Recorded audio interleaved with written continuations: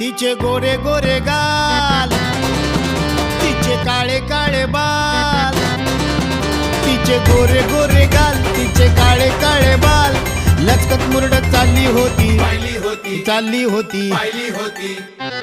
एक पोरगी संध्याकाळी नाक्यावरती पाहिली होती, नाक्यावरती पाहिली होती, मन्नामध्ये भरली होती रे. एक पोरगी संध्याकाळी